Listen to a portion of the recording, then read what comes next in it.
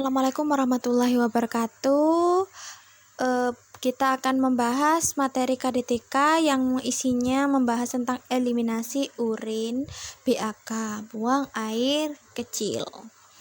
Eliminasi urin adalah pengeluaran melalui saluran kencing berupa urin tubuh yang dibersihkan dari bahan-bahan yang melebihi kebutuhan badan dari produk buangan atau kotoran. Ya, jadi kalau misalkan kita membuang urin, volumenya, warnanya, dan juga bau kasnya itu tergantung apa yang kita konsumsi sebenarnya. Misalkan kita kalau terlalu banyak mengkonsumsi air putih, itu biasanya juga volume urin yang dihasilkan juga agak banyak. Dan juga biasanya berwarna agak putih. Kalau bau kas yang amoniak itu bervariasi, ada yang menyengat, apalagi kalau pada pasien yang sering mengkonsumsi obat itu biasanya baunya itu lebih menyengat, jadi bau obatnya itu kerasa. Dan biasanya urin itu kadang berwarna agak kuning atau kuning kecoklatan atau pekat. Ya, biasanya normal warna urin itu berwarna jernih, tampak kuning, dan juga tidak keruh.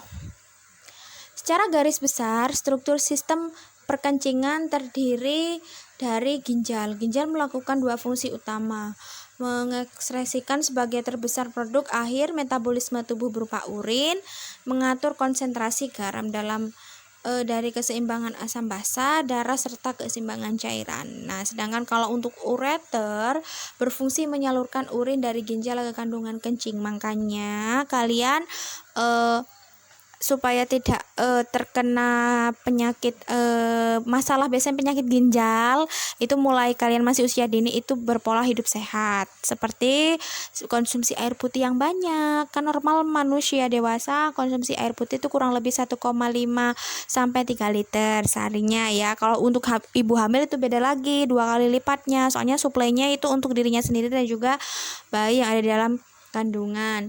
Nah, kalau untuk ginjal itu biasanya pemicu penyakit ginjal itu ada yang pola hidupnya tidak sehat, seperti konsumsi obat-obatan terlarang misalkan tanpa resep dokter, atau menggunakan obat yang dosis tinggi, sering minum minuman keras ya, juga jarang konsumsi air putih. Nah, itu bisa memicu penyakit ginjal. Kandung kencing berfungsi sebagai reservoir dari urin yang diproduksi terus-menerus dari kedua ginjal, mencegah terjadinya refleks, yaitu aliran balik urin dari buli-buli ke sistem ureter dan juga ginjal. Uretra dan sphincter berfungsi mengeluarkan urin dari kandung kencing. Ya, jadi nanti ada susunan pembuatan gambar ureter ya untuk kalian nanti, tugasnya saya kumpulkan ya, tinggal tunggu harinya aja. Selanjutnya, fungsi sistem perkencingan yang normal. Untuk penderita dapat kencing spontan, produk urin 1 cc per kilo per 1 jam atau 50 sampai 60 per jam. Nah, terus kemudian karakteristik urin normal, warnanya bening, orange, pucat tanpa endapan, dan baunya juga tajam atau khas amoniak ya. Selanjutnya, pemeriksaan laboratorium.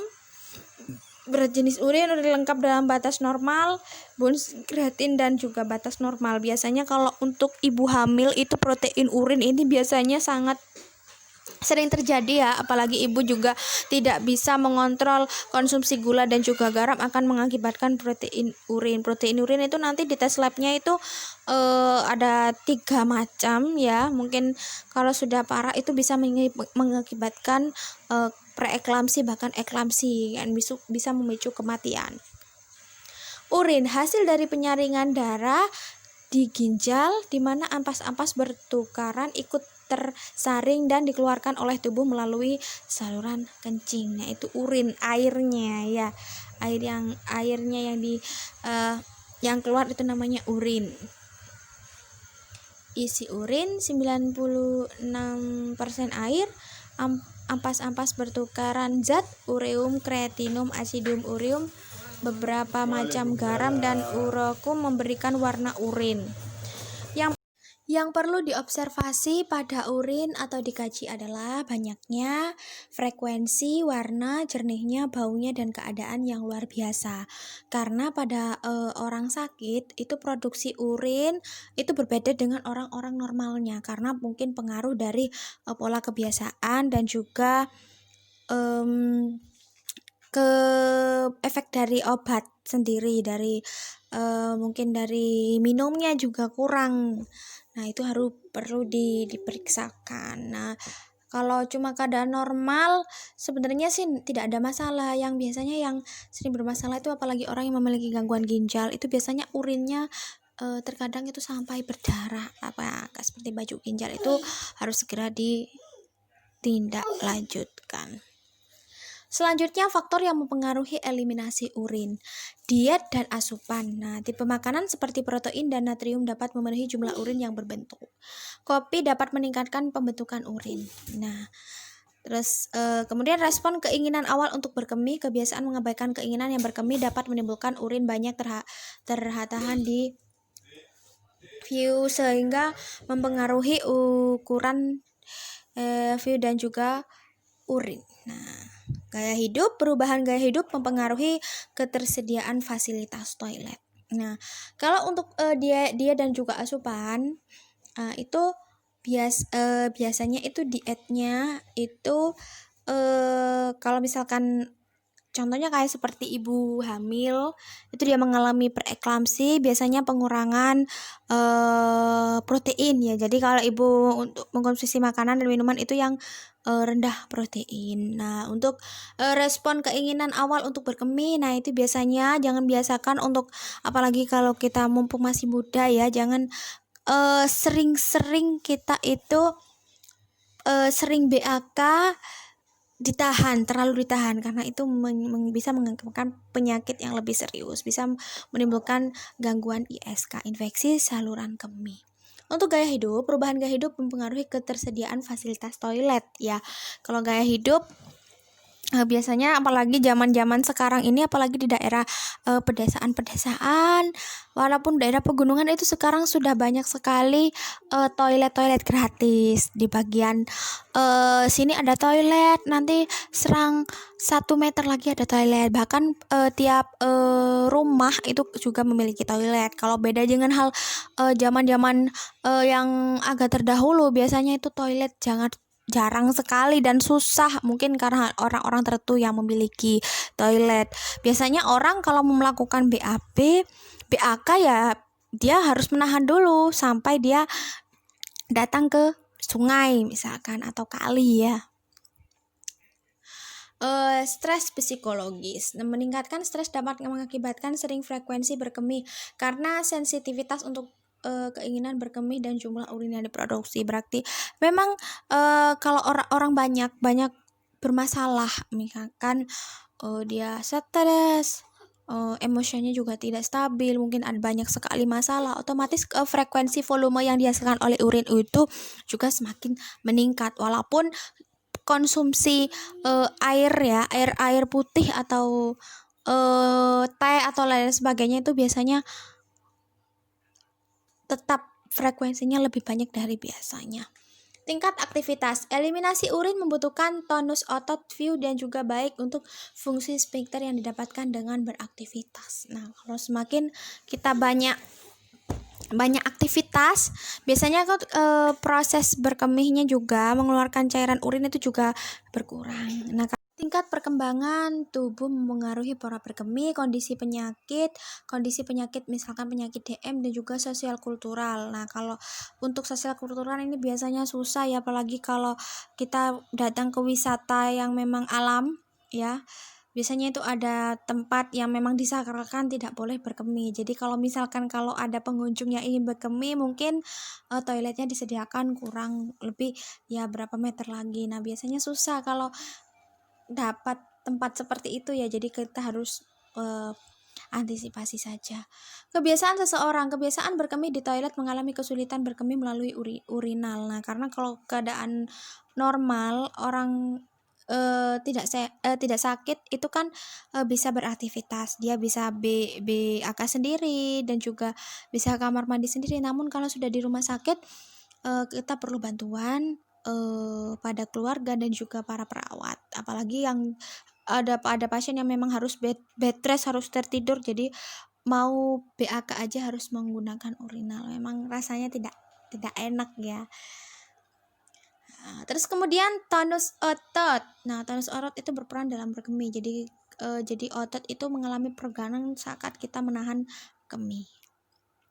Efek pembedahan dapat menurunkan filtrasi glomerum dan juga pengobatan. Efek pengobatan menyebabkan peningkatan atau penurunan jumlah urin. Nah, ini biasanya konsumsi obat-obatan ini juga sangat berpengaruh ya, seperti saya tadi ngomong. Jadi kalau kita misalkan seperti minum analgesik dan juga antibiotik, itu juga biasanya urin yang dihasilkan, produksi yang dikeluarkan itu biasanya itu memiliki bau khas dan juga warnanya biasanya itu kuning pekat. Pemeriksaan diagnostik, nah biasanya orang yang mengalami masalah gangguan BAK ya, biasanya itu dilakukan pemeriksaan EPV di rumah sakit. Kita lihat gejalanya apakah itu ada kuman atau bakteri atau penyakit lainnya. Masalah kebutuhan eliminasi urin. Nah, untuk retensi urin, ini penumpukan urin dalam kandung kemih akibat ketidakmampuan kandung kemih untuk mengkosongkan isinya. Jadi kalau misalkan orang yang sering menahan kemih, jadi ketika dikeluarkan itu tidak bisa, rasanya itu kandung kemih tidak plong. Jadi masih ada rasa kemauan ingin pipis atau BAK. Biasanya kalau mau keluar itu pipisnya sedikit sakit lagi, kebelet lagi. Nah, seperti itu yang dikatakan retensi urin. Selanjutnya ini vesika urinaria dapat menampung sebanyak kurang lebih 3-4 liter urin. Nah, untuk tanda-tanda klinis pada retensi, ketidaknyamanan daerah pubis, distensi vesika urinaria dan juga ketidaksanggupan untuk berkemih. Nah, sering berkemih antara vesika urinaria berisi sedikit urin kurang lebih 25-50 ml. Nah, untuk ketidakseimbangan jumlah urin yang dikeluarkan dengan asupannya, meningkatnya keresahan dan juga keinginan berkemih, adanya urin sebanyak 3.000 sampai 4.000 ml dalam kandung kemih. Ya. Jadi kalau sebenarnya cuaca juga berpengaruh. Cuaca semakin dingin juga volume yang dihasilkan untuk berkemih itu juga semakin meningkat juga. Dan juga kita sering konsumsi air putih, tapi jangan takut, kalau lebih baik kita sering BAK ya daripada kita kekurangan cairan. Penyebab operasi pada daerah abdomen bawah pelvis vesika urinaria ini perlu dipasang yang namanya kateter ya. Trauma sumsum tulang belakang, tekanan ureter yang tinggi, sphincter yang kuat, sumbatan. Jadi kalau terjadi penyumbatan itu perlu dilakukan tindakan operasi ya. Inkontinensia total. Inkontinensia total merupakan keadaan di mana seseorang mengalami pengeluaran urin dan terus-menerus tidak dapat diberikan. Kemudian penyebabnya disfungsi neurologis, kontraksi independen dan juga refleks deosofor karena pembedah. Ya.